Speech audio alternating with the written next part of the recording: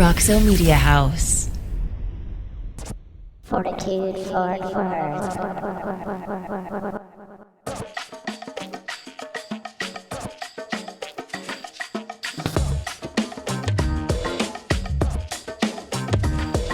All right, welcome to FORTitude, everybody. J.W. Wilson, Brinton Payne, here with you, bringing you something really cool today. Welcome to the Captex Bank studio. Yes. Brinton, I know you ask for money sometimes. I love to ask for money from people, but usually in a bank, you get the runaround. You have to file a bunch of papers, sign a bunch of forms. Sometimes you need a guy that actually will look at you in the face and see the value in what you're trying to borrow the money for and believe in you. These guys at Captex Bank, particularly our friend over there, Mike. Yep. Yes, Big Mike. These guys do it the right way. So I was with Big Mike last night, and it's always good to see him around at places, right? What was he doing? We were at Joe T's together. Was he signing papers for anybody? No, he looked right at me, run the eyes, like, whatever you need, I got it for you. I mean, that's the guy he is. There he is. You know? Thank Thank you, Mike Thomas. Thank you, Captex Bank. Well, Brinton, this gentleman was sitting between us, goes by the name of Rob Ramage, which is a really badass name in itself. But Yes. this guy, his title is the general manager of Texas Motor Speedway. Welcome to the show, Rob Ramage. Honored to be here. Thank you so much for having me. I love it when people's names like match the industry they're in. Yes. There's like no better name than Ramage for a guy who's running the NASCAR Indeed. track. So, That's Rob, great. again, welcome to the show. Thanks for being here. How fast did you drive getting here, and which stock car did you drive Yeah. getting here? If we can dig in deeply. I'll give out the secret. It's a real souped-up Chevy Suburban, no numbers on the side, and Right. I can assure you, and to all the good NASCAR fans listening, it was in excess of the speed limit. Excellent. Excellent. We saw you fishtailing the parking spot. Oh, yeah. outside, Saw me burn out. Well Yeah. done. Well done. Well, you have been at TMS now for over 10 years, about on 10 Yep. years, right? You come from a pretty cool background, general counsel, director of governmental affairs, and senior vice president of finance and compliance at TMS. Prior to that, you were an attorney, and you still are a practicing attorney, correct? Yes. What type of law did you practice? And you're still doing this to some extent, right? Yeah, so I've been a lawyer since 92, seems like 100 years ago. And when I first started practicing law, nobody lets you work on the most complicated things when you're a new lawyer. Maybe in y'all's profession, you're not going to interview Dak Prescott right out of school, but maybe more in your career. Sure. Someone will then let you go interview somebody like that. So when I started off practicing, it was primarily in Texas, and it was representing companies primarily in very big injury and death cases. I represented a lot of law enforcement entities where police officers were being sued, allegations of excessive force, wrongful shooting, those kinds of things. A lot of employment law defending companies. So like sexual harassment, a whistleblower, Sure. or whatever. And then my career progressed, and then it was more very complex commercial litigation, representing celebrities, representing some athletes. Any drivers? And is that how the... Some jumping ahead? drivers, yeah, and some drivers. A lot of pro rodeo cowboys, some PGA guys, stuff like that. And then a lot of intellectual property and a lot of white collar crime. Okay. So that's what I did all across the United States. Were you based out of here? Based out of Dallas, but would handle cases New York, San Francisco, Miami, Yeah. Chicago. Were you always a fan of the sport NASCAR? I grew up with it. Okay. So my dad raced cars when he was younger. Nice. And it was just as a small child, my dad was a huge fan. And so you're always with your dad and you're always wanting to hang out with him. And so I grew up going to races with my dad. And then every Saturday, Sunday, we would watch races on TV. Nice. And I can remember even being with my dad, listening to races in the garage on a Sunday. How many... Was this in Dallas? Growing up in Dallas? Oklahoma. Okay. And then, so how many tracks were in place at that time? My gosh. I mean, there wasn't as many as now, right? There was not. Yeah. If I were to have to guess, I would say 30, Yeah. 40, something Yeah. like that. But the big ones were there, like the Talladegas Oh, yeah. and Darlington. So Mhm. Darlington, South Carolina is this weekend. That's an old historic track. Yeah. My company, so we own 10 racetracks. And so my company just bought probably one of the most historic racetracks in the United States, North Wilkesboro, North Carolina. Oh, yeah. Wow, very And so nice. we're rehabbing that and repurposing it Mhm. and bringing back that great diamond Mhm. back to life. So Right. that's exciting. So you succeeded the legendary Eddie Gossage, who stepped down in June after 25 years running TMS. He'd been there for more than 3 decades, I believe. How did this come to happen? Well, Eddie just decided to spend more time with his family. I had, as you can tell by my titles, wore lots of different hats. Right. Was very exposed to all the different business operations, different departments. And so I had the experience, which was a blessing for me to step into this job. You wanted to spend less time with your family, sounds like. It's Just kidding. Just kidding. That's about the reality of it, Before that, though, you're just practicing law going on, and then did TMS become a client or something? And how did that go? How did you jump from those worlds? I knew of the opening. I knew my predecessor. We talked about it, and bada bing, bada boom. Yep. There I was. Yeah. Great. So let's talk about your role as GM at Texas Motor Speedway. What is the GM of this? The world? It's one of the largest sports stadiums in the United States, which is incredible. If you haven't been there, you should see it at some point. It's amazing. But what does the day in the life of Rob Ramage look like? Yeah, early mornings, late nights. And so I oversee all the departments at the Speedway. So finance, marketing, corporate sales, ticket sales, ticket logistics, the operations department. We have a 10-story condominium with 76 condominium units and 110,000 square feet of commercial office space. We have activities going on the property every day. So my job is to, I'm a cheerleader, ask a lot of questions, make sure things are running smoothly, make sure that we're profitable, deal with the day-to-day issues that arise. And being 1,600 acres, having such a large stadium, every day there's always some issue that we have to deal with. How many people does TMS hold? So capacity-wise in the grandstands, right at 109,000. Holy cow. Wow. In the interior infield, right at 65,000. And then we have campgrounds all throughout the campus. That's and a then 202 64-person suites. Oh, wow. So So it's it a lot of becomes people. a city twice a year. So the mayor and I were talking yesterday, 2 days ago, and I said, we have a lot in common. What is that, Rob? And I said, when we have our big NASCAR events or another big event, I'm a mayor of a small city.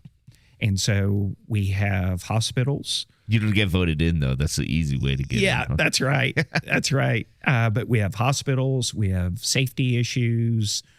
We work with Fort Worth PD, Fort Worth Fire. It's just a lot of moving parts. Yeah.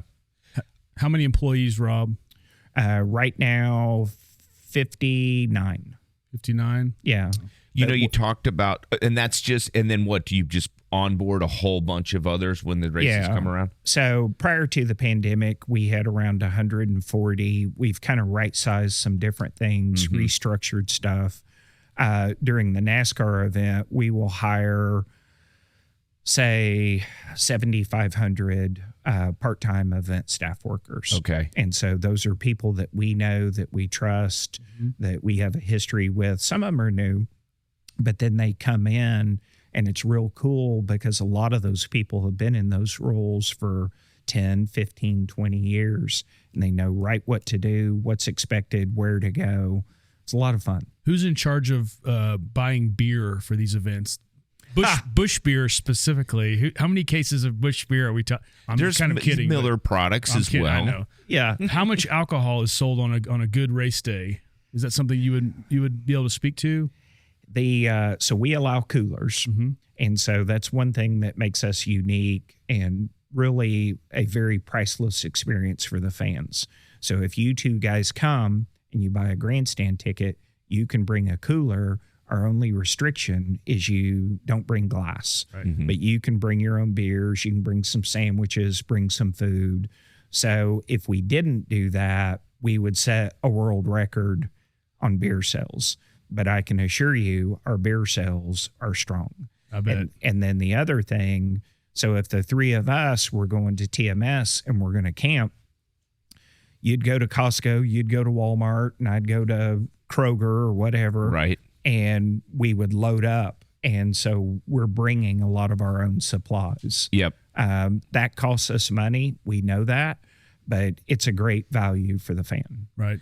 You mentioned the uniqueness of the bringing the coolers in, but what makes you different from your predecessor, Eddie Gossage? What are you doing different at CMS? Yeah.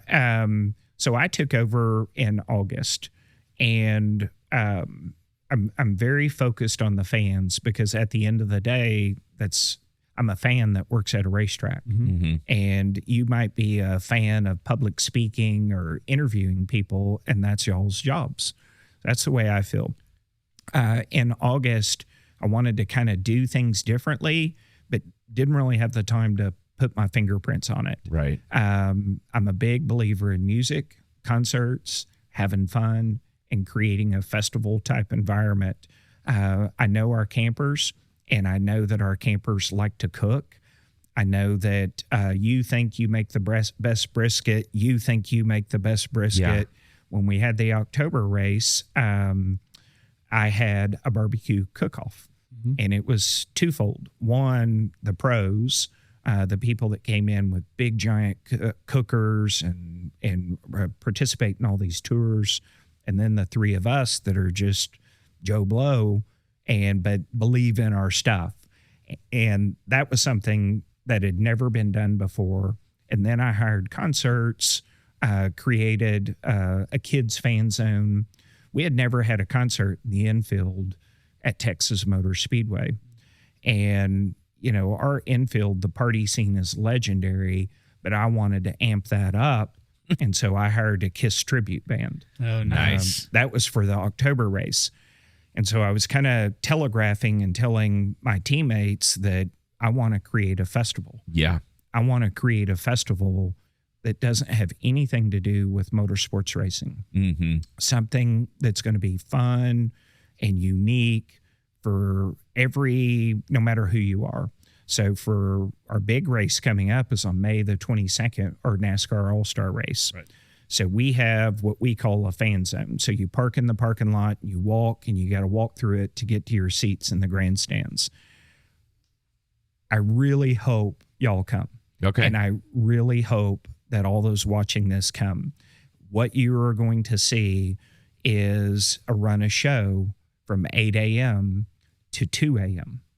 And it's all kinds of whack activities, DJs, music, smoke in the air, human cannonball, high wire acts, dog canine performances, a stage with pros on the stage interviewing athletes, celebrities, all the drivers, all these unique, uber cool personalities.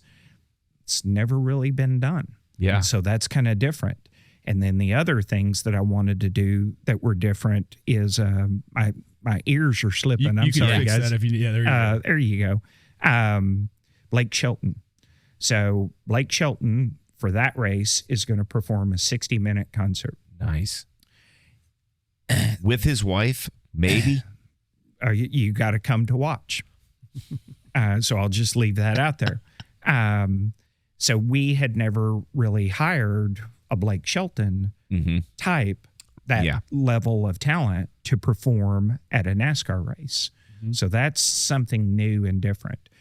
And if you look at our price points, if you go to our website, texasmotorspeedway.com, I challenge you and I challenge the listeners, just for that Blake Shelton concert, you could not go to Dickies and you could not go to AAC for that same price point and get to see somebody like Blake Shelton. Fair. Yeah. perform for an hour. Well, and think about it. We're coming off the heels of Coachella, Stagecoach, these huge festivals that are coming back with, and out of the pandemic. And there's no way that you can go and do that. Speaking of your earphones, what goes on with the NASCAR fan and the headphones? I was tell us about that, because you see a lot of people. That's another fan engagement that I don't think other sports they don't have either. They don't. I'll answer that, and then I want to go back to what's different. Okay. So the earphones.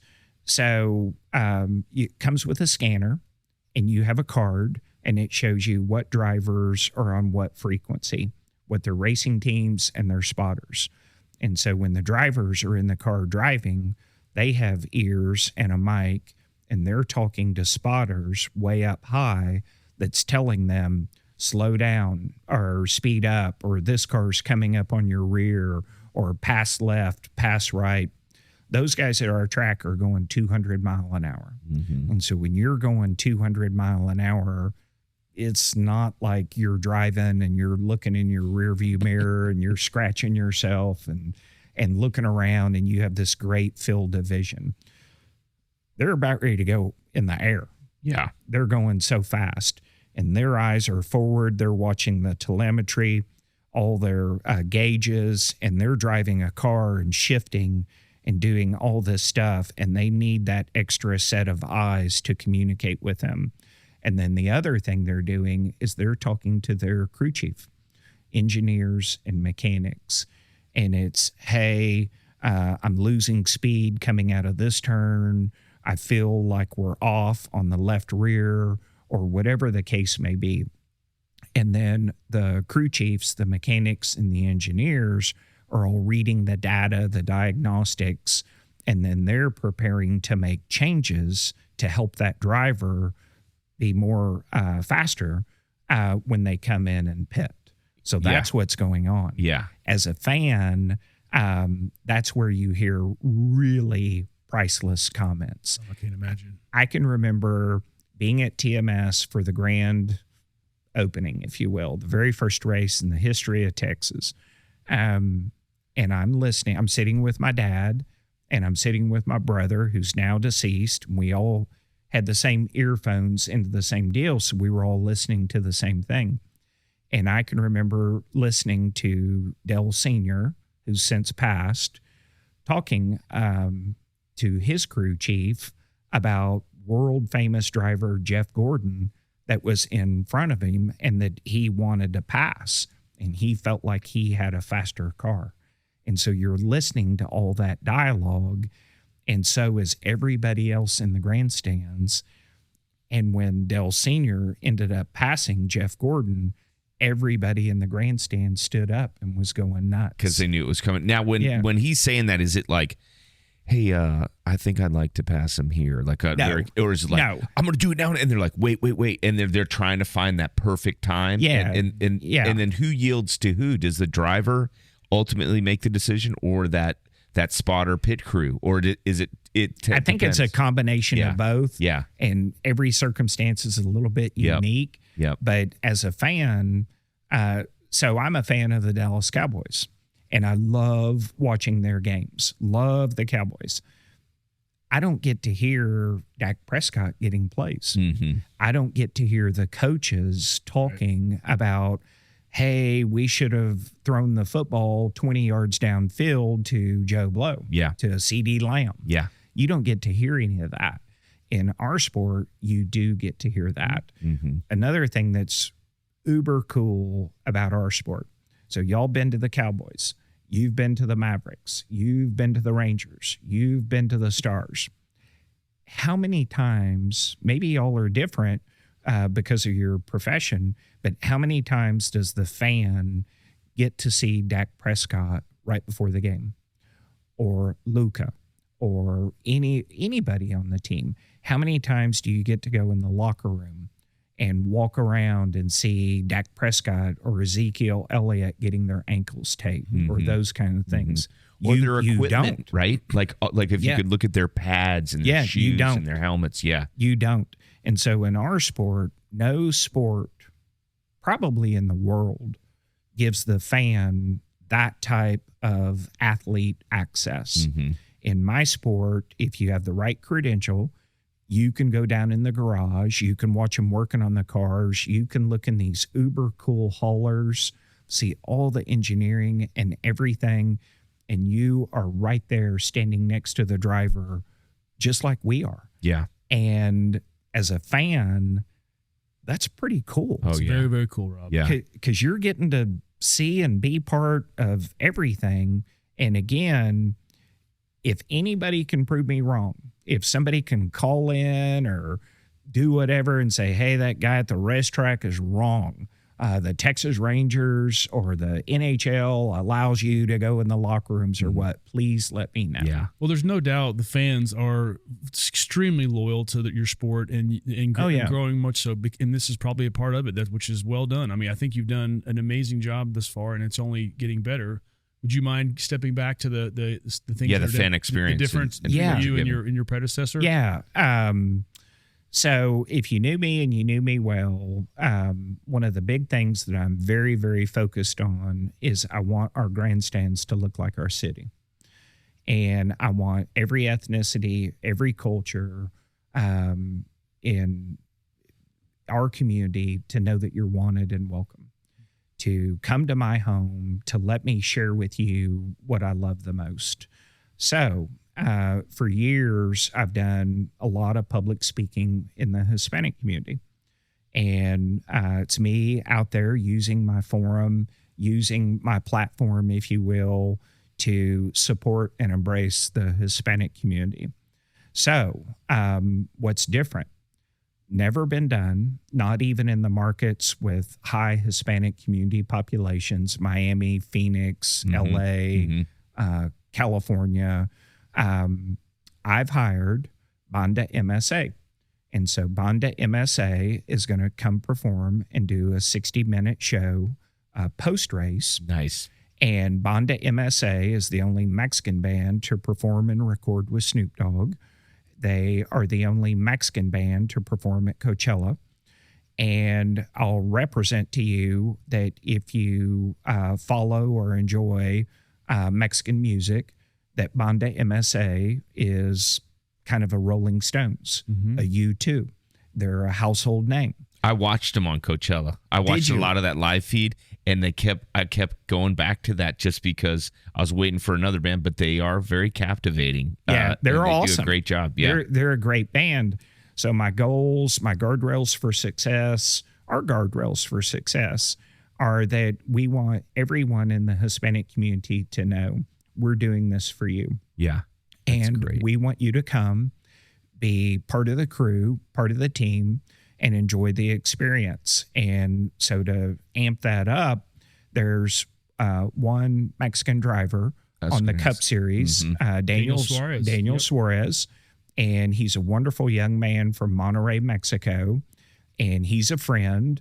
And I started sharing this vision with him November, December. And so on that mini version of the State Fair of Texas, the Fan Zone, on that big stage, which I spoke about earlier, Daniel is going to come speak.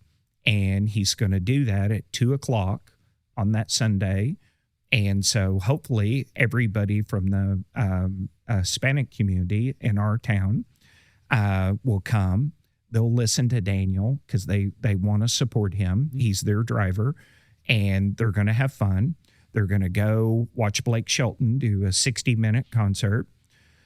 I've had a bunch of things brought in on our Fan Zone that are very Hispanic centric. And so all those activities, so they're going to feel welcome and wanted, and they're going to appreciate that. The open race for that day begins at 5.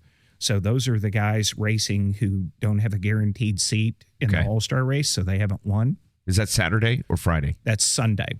That's Sunday. Okay. Sunday, May the 22nd. Okay. So that'll be at 5:00. And then I've got a Super Bowl-esque pre-race stage, all kinds of whack, uber cool, fun things. Be just like what you saw at a halftime show on the Super Bowl. Okay. That's going to happen 6:30. The green flag is going to wave. I've got a really cool special guest that's going to wave the green flag. That's going to be very epic, if I don't mind saying so. This is a surprise, I'm guessing. It'll be a surprise. Okay. And then does he look like this guy or this guy? He does not. Okay. He does not. Okay. I'm sorry. It could be a she. Could be a True. She, right. True. And then that race begins at 7. That race will be over 8:20, 8:30. Okay. And then Bonda MSA is going to perform. There's going to be fireworks and all kinds of activities. And my goal for that day is that all those members of the Hispanic community, they had such a wonderful time while they were there doing all these things, watching a NASCAR race, and then they get to see what they wanted to see, the Bonda MSA. And then when they're leaving, they realize, boy, this was fun. It was a priceless value. I was treated with respect and I was welcome. And they want me to come back and they want me to be part of the team. And then they are. Yeah. Excellent. And then I want to start working on other ethnicities. I was telling Emmett Smith the other day, the Uber all-time greatest running back, in my opinion, of all time, one of the greatest Cowboys. I was telling him, we have one African-American Cup driver, Bubba Wallace, and Emmett Smith bought a racing team, and it's in the Xfinity series. And after this race, I want to get with Emmett and people in the sport that are African-American. How do we effectively communicate to that part of our community that you too are wanted and welcome? Mm-hmm. And what I do is the coolest. There's nothing finer on planet Earth than NASCAR motorsports racing. Mm-hmm. There is nothing better than being at a NASCAR racetrack for a weekend. And I don't care who you are, where you're from, it is uber cool. Yeah. And I want the world, all the ethnicities in our community, to know this is cool. It is cool. It is. I love that you're pushing forward in that regard. Well done, Rob. Thank you. So before we get into the race experience, I wanted to the track itself is 1.5 miles long. Yep. One lap around, which is incredible. You host 3 NASCAR events annually. Besides racing, what else goes on at TMS? Before we talk about racing, what else do you do? Because there's a lot of things happening there besides just racing. Every day. Cooking, camping, partying. Lots of that. So I guess prior to the pandemic, we would host on average, say, 750 publicly attended events. And since the pandemic, as best as I can kind of figure, we're right around 350 to 400 events per year. Wow. And so there are car shows. Like most recently, we hosted the Ducks Unlimited Outdoor Festival, the largest outdoor festival, conservation, outdoor activities, biking, duck hunting, canoeing, kayaking. That's an example of something unique that we do. We'll have 20 to 30 concerts per year, all kinds of corporate activities, driving schools. We've got 2 events that are about ready to start. They're setting up is a bubble run, which is kind of a fun type of activity for walkers and runners. And then we have a bike MS to bring awareness to multiple sclerosis, to raise money for them. But every day at the racetrack, there is an event going on every day. Yeah. So it's a lot of fun, and it's smaller scale things, proms, weddings. Yeah. So my office building is just like y'all's. It's, just a normal corporate office, and it's 9 stories, and the top 9th floor is a 1,200 person ballroom.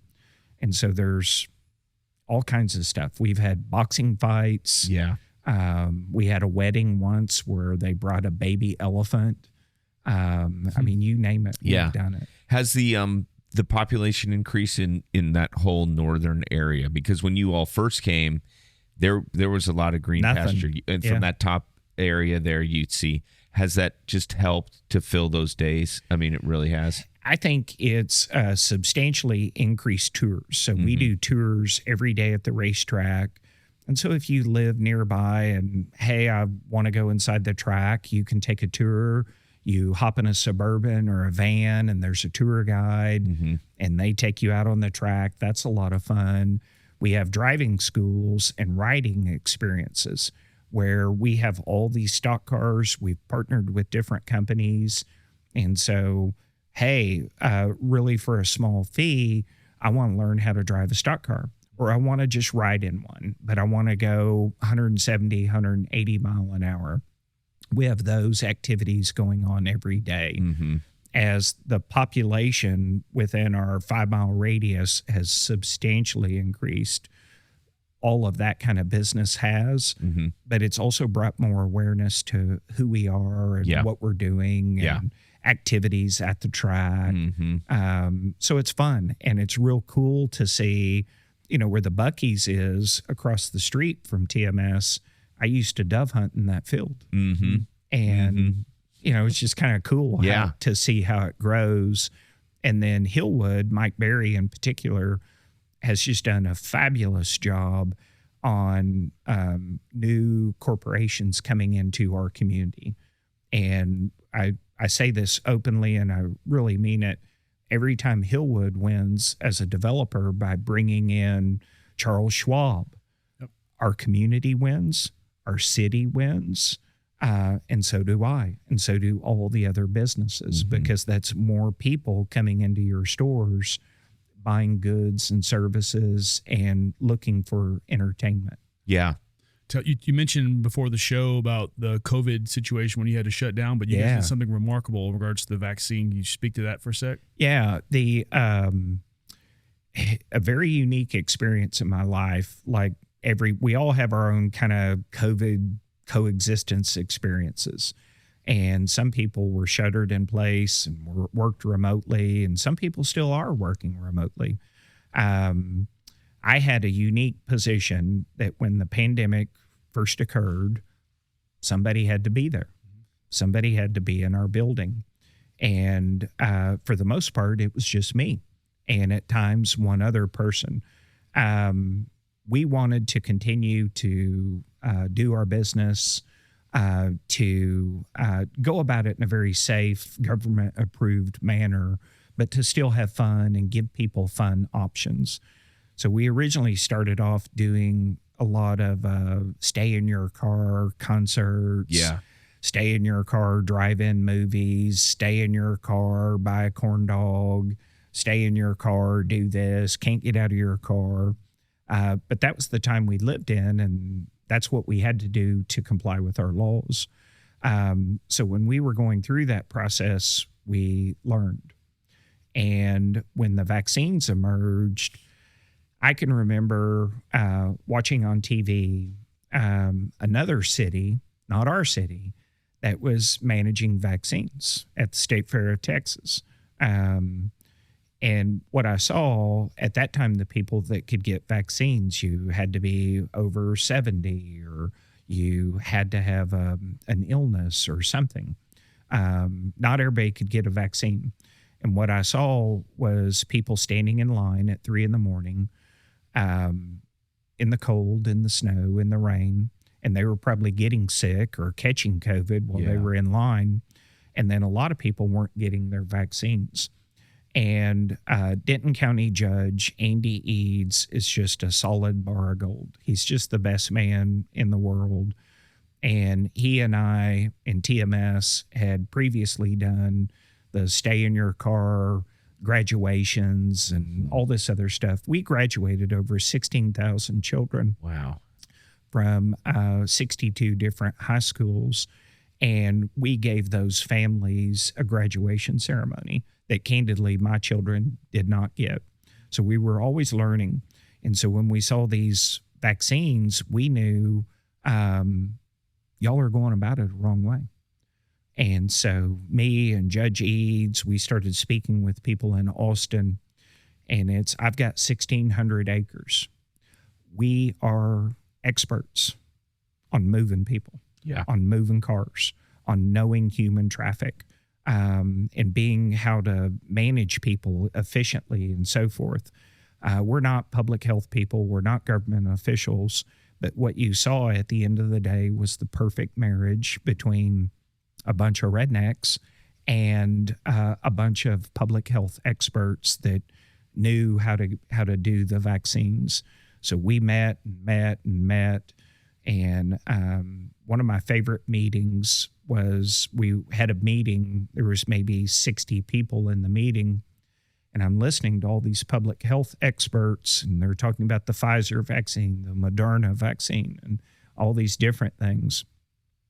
And you're listening to all these people talk, and everyone's always compelled to add their 2 cents in. Yeah. And I said, hey, I just want to let everybody know that we've got you covered on the fuel and on the wreckers. And people kind of looked at me and Ramage, this isn't a race. Yeah. And we don't need fuel trucks. We don't need wreckers. People aren't going to wreck. And I said, well, we're used to moving people and large amounts of people. Not everybody can afford a brand new car. And people have car trouble. And not everybody, and back then the price of fuel was night and day what it is now. Mm-hmm. Not everybody can afford to have a full tank of gas. And so people run out of gas. And so when I say fuel trucks, I'm not talking a big Sunoco 18-wheeler. I'm talking about a pickup truck with 5, 6, 7 5-gallon jugs of fuel like what you use for your lawnmower. Right. And wreckers, I hope people don't wreck, but somebody's car may break down. Yeah. And we got to be prepared to deal with that. So everybody dismissed it. And, Rob works at a racetrack, but whatever. The very first day, within the first hour, maybe hour and a half, the cars going through line, a car broke down. And so we had a wrecker come in, lift that car up, drive them through where they would get their vaccine. And that person got a vaccine while being towed. I was listening on my headphones when that happened to them talking, and it was joyous. It was epic. And then we had a couple of other cars that within, the first 3 or 4 hours that ran out of gasoline. And so a gentleman I work with would get out of his pickup and go over and put some gasoline in their car, prime it if needed, and then fire it up, and then they're good to go. A lot of thought and a lot of hard work went into it. We used things very simple, like what I just spoke about, all the way to the Internet of Things, to tethered UAS or drone systems. We gave more vaccines than anywhere else in the world. Wow. Over 460,000 vaccines. And if you recall, at that time when you would get your vaccine, you would have to sit in your car and wait 15 minutes per the CDC's in case you wouldn't faint or something. Yeah. We never, ever, ever, ever, ever lost our 22-minute efficiency standard. So that meant once you were on my property and we measured it, that you were really only going through the process 7 minutes to get your vaccine. And that you would then pull forward and put your car in park and sit there for 15 minutes. And then you would be told this line here, the 15 minutes is over. And then you would peel out. We set 2 world records on vaccines. And not only the most overall given at one site, but the most given in one day. That's fantastic. And that Speed, timing, and efficiency. I don't know where you get that. Yeah. And where you're a fan of. I'm going to figure that out before all the end. this greater good, and they took a loss. I can only imagine economic loss. We shut down our business so that we could solely focus on that. Good for you guys. So, and that, I can't tell you how many people I run into, hey, I got my vaccine at your shot. Or, hey, my parents are very elderly and they're very worried about the vaccine and they came to your property. Thank you. And they were treated with respect and taken care of, and then boom, off. Great job. Great job. So being a part and giving back to our community is something that's near and dear to all of our hearts. Another thing that maybe your listeners or y'all may not know is we have our own charity. And so Speedway Children's Charity, it's been around since the existence of our track, and we have a full-time employee. We have a board. I'm on it. And we raise and give back to Tarrant, Collin, Denton, and Dallas County. Those 4 counties is our turf. And our mission is to improve the lives of children. And so as y'all can imagine, there's so many unfortunate different causes for children. I mean, there's thousands of them. One of the things that I changed is I want us to narrow our focus so we can be more effective. And so we're really going to focus on combating all the evils of human trafficking.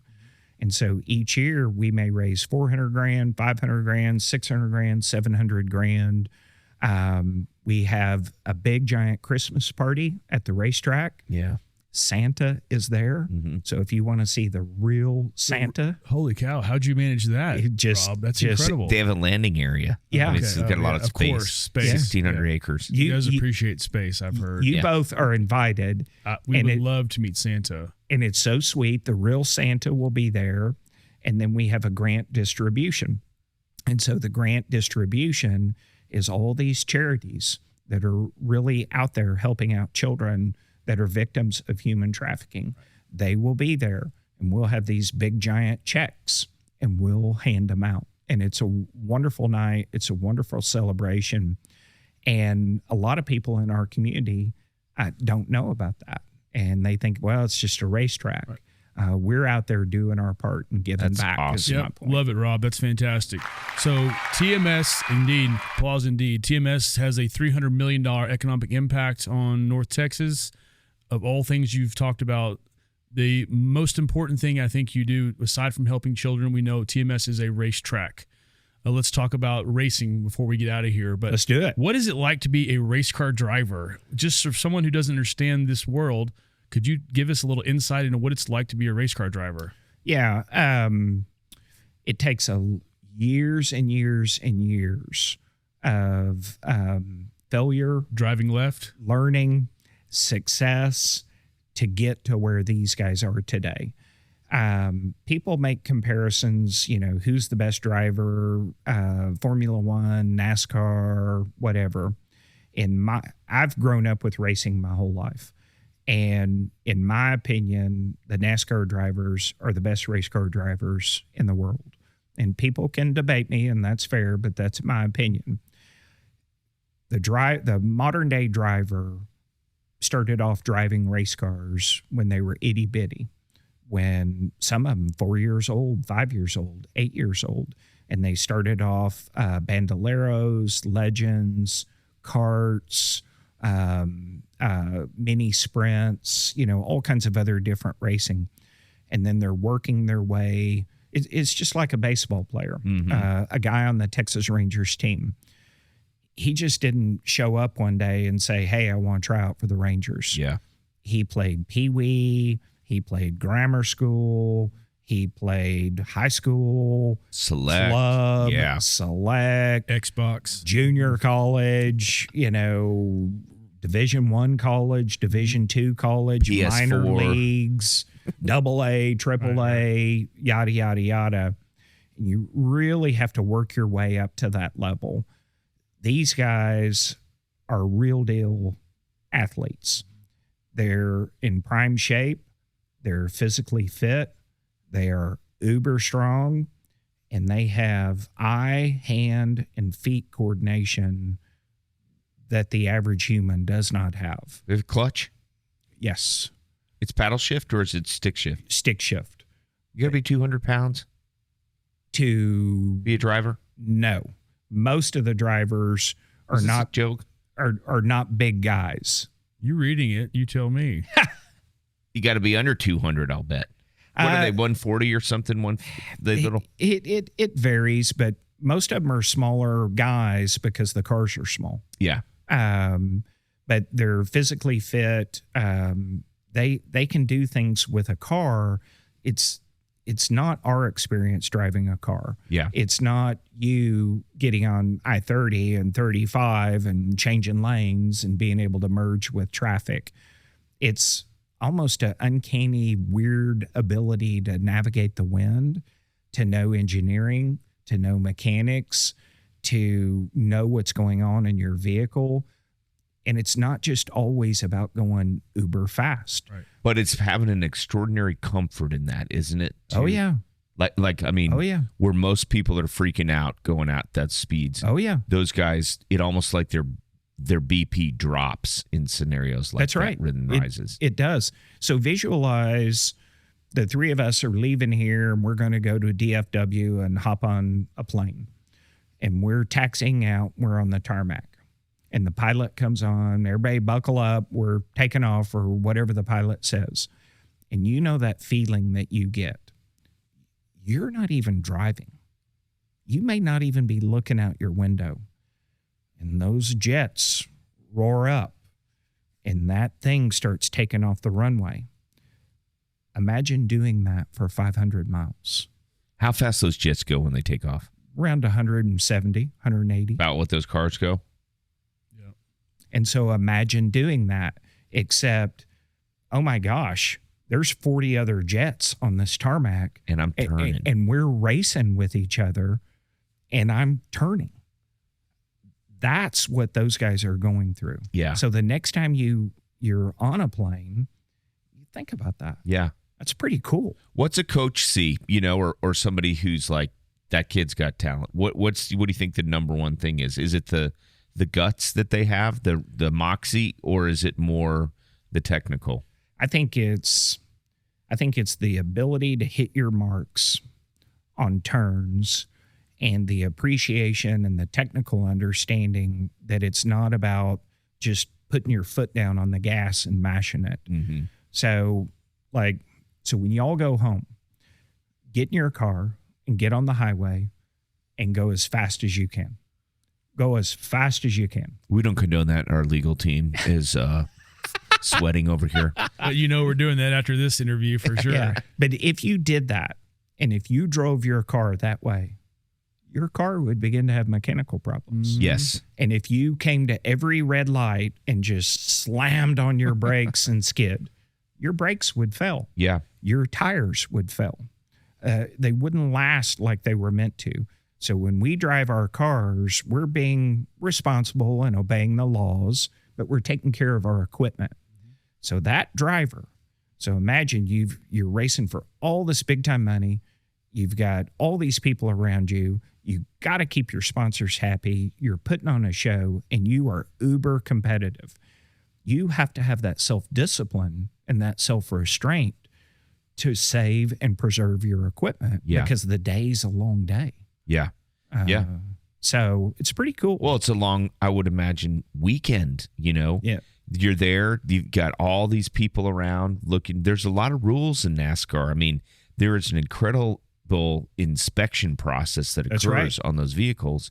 They don't put up with anybody just coming in with any kind of makeshift deal. I mean, it is precise on what you cannot do to get an advantage in that. Everything is inspected thoroughly. That's one of my favorite parts as a fan to watch. So you'll watch the crew chief and the crew, and they're pushing the car, and they go through this inspection area, and they have all these templates and stuff that come down. They're testing the exhaust, the diagnostics, the fuel, the everything, and you're watching that crew. Yeah. And you can see it in their eyes, kind of holding our breath, hoping that we make it through the inspection. Because if you don't, you could have the fastest car in the field. If you're trying to cheat or violate the rules, and it's all gamesmanship, if you get caught, you're going to have to go back and conform to what the rule book says. Mm-hmm. And you may have to start at the rear of the field. Did the pandemic and coming out of it with this sport affect the supply of some of those parts at all? Like, I've got to think somewhere somebody said, we used to weld this out of steel. We're just going to do an aluminum type of deal. Like, there's got to exist that somewhere. There's been a few adaptations that were made because of supply chain issues. But NASCAR, the racing teams, they're really the best. They really foresaw through a lot of stuff. Yeah. And so if these types of chips or these types of parts or these types of things existed, people really did a good job and had the foresight to, okay, there's 200 of these things. We're going to buy all 200. Yeah. So in that regard, it really has not impacted the sport. What's the cost on owning your cars, Rob, generally speaking? Oh my gosh. Millions of dollars. For one car? Yep. And so incredible. you think about it too. You've got to have engineers, you've got to have mechanics, you got to have all these people to be able to support and work on that one car. Yeah.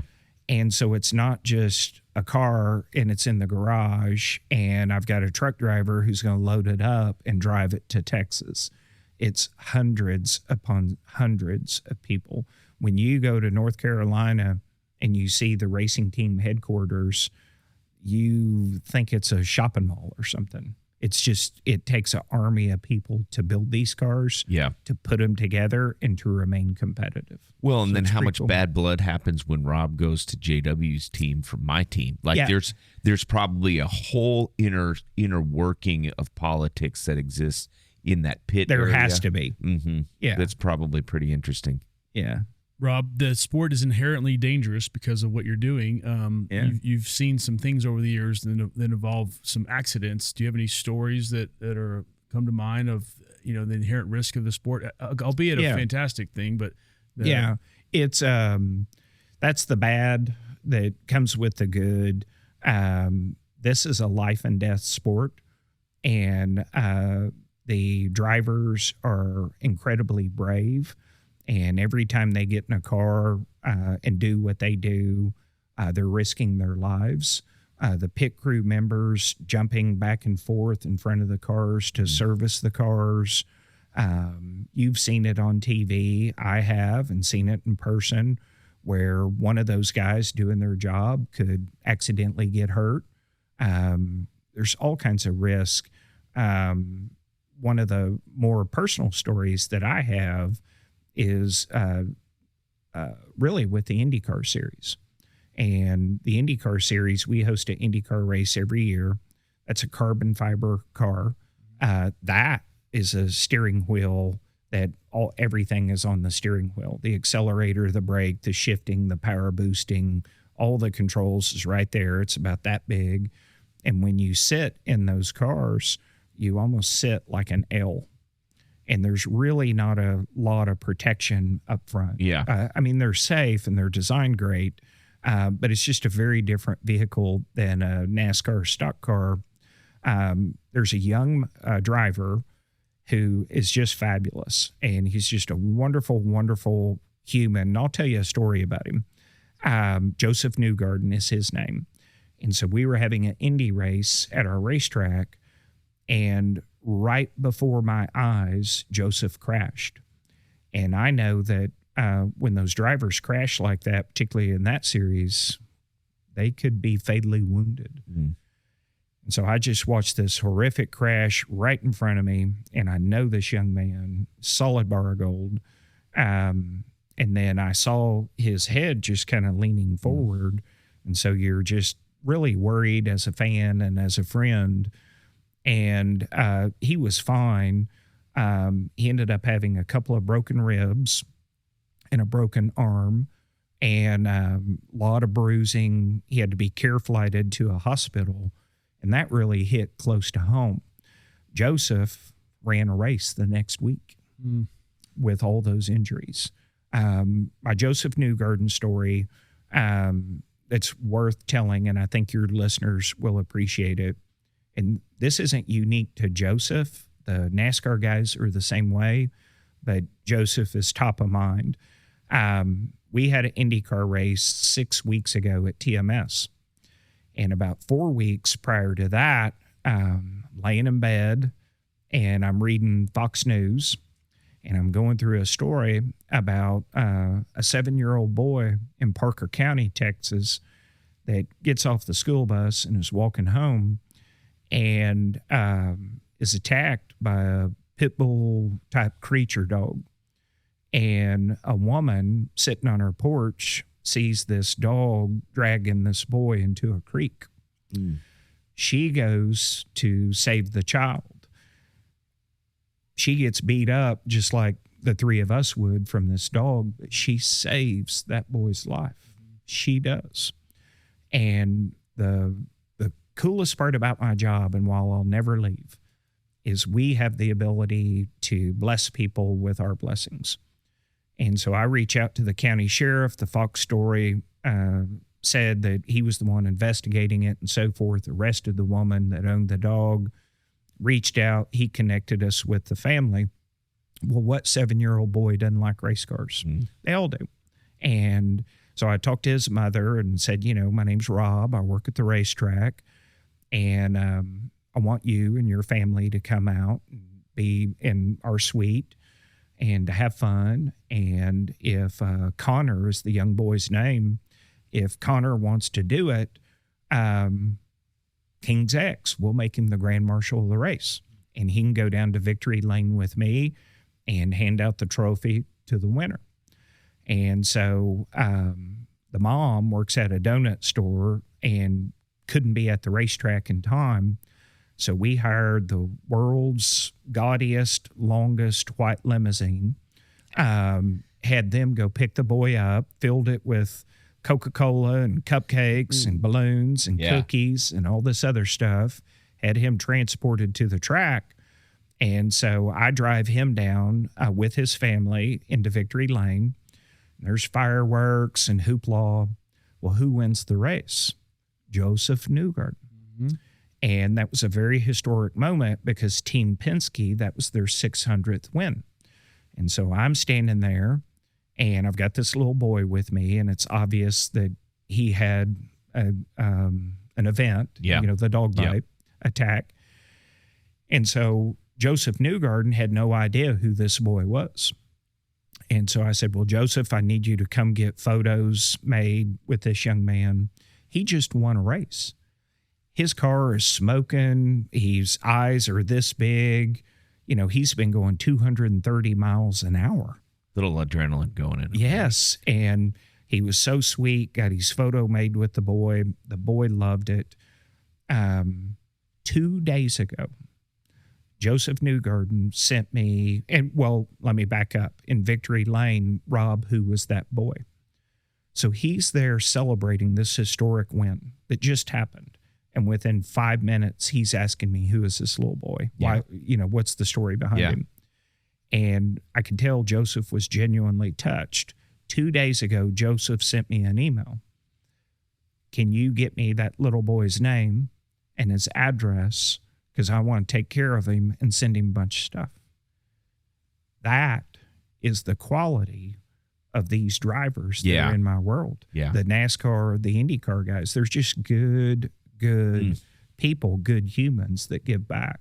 And those are the types of things that we like to do at TMS. Yeah. What's not to love about you in this sport, man? This is all good stuff, brother. Well, thank you very much. Yeah, for sure. Last two questions. My partner, not to change the subject to a little humor, but my partner's not a big fan of women drivers. Whatever. I've never said that. Why are there no? How do we get more women driving in NASCAR or in race cars? It's so there was Danica Patrick, and she retired. And in the truck and in the Xfinity series, there are some women drivers. Oh, good. And so it's like everything else in life. They're chomping at the bit and they're wanting to race in the Cup Series, but you got to prove yourself. Yeah. And I think the second that they get more success, catch the eye of some different teams, you will see women racing in the Cup Series on that Sunday. Awesome. I'm going to interject one question, then we'll get our last one. Is NASCAR coming back? I got this feeling about this thing. I mean, it's like, the pandemic and now people, they like the concerts and the Coachella, I think that they want to be amongst their fellow man in a fun environment with a lot of people around. I mean, can you talk just very quickly to that, you know. Proof is in the pudding. TV ratings are up. Radio ratings are up. Attendance is up. We are the most patriotic sport in our country. There's no question about that. Our country is full of good people. Eagles fly with eagles. Good people want to be with other people. We're not political. Supporting the military, supporting the law enforcement that we do. Mm-hmm. People want to be part of us. The racing right now is the best racing that has ever existed in the history of NASCAR. Can you say a favorite for this coming up race? Are you allowed to? I wouldn't say a favorite. I'll tell you who. Wager. I'll tell you who I bet on. Please. For Darlington, Kyle Larson. Okay. There you go. He's there we go. Let's go, hot. Kyle Larson. Okay. Larson, yes. Uber hot, uber fast. What's the big sponsor of his? Hendrick Motorsports. Okay. Oh, good one. Yeah. Good one. Yeah. Yep. He's a super awesome guy, great driver.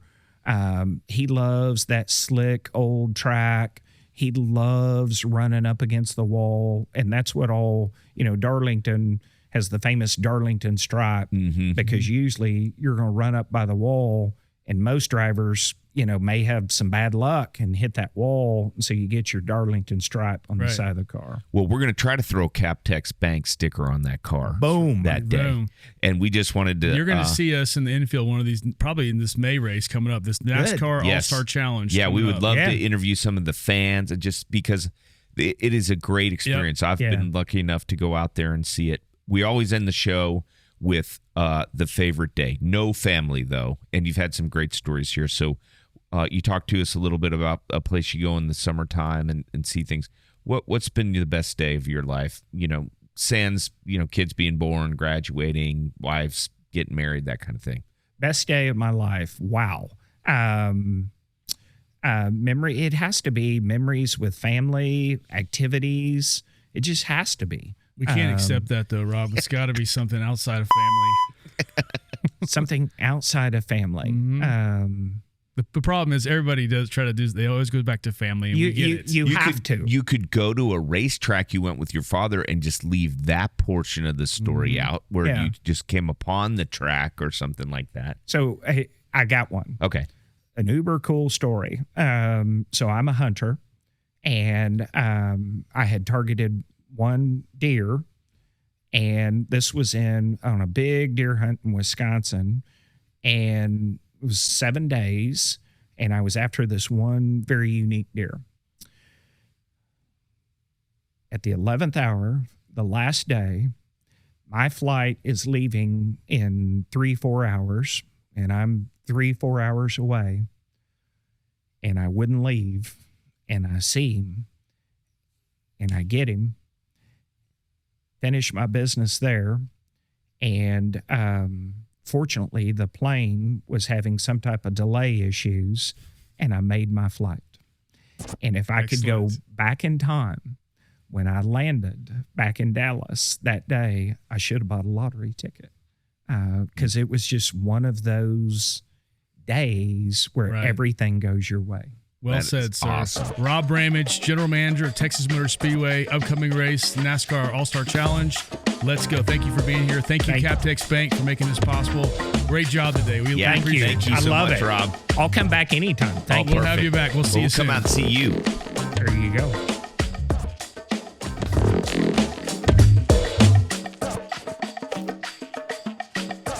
FORTitude FW.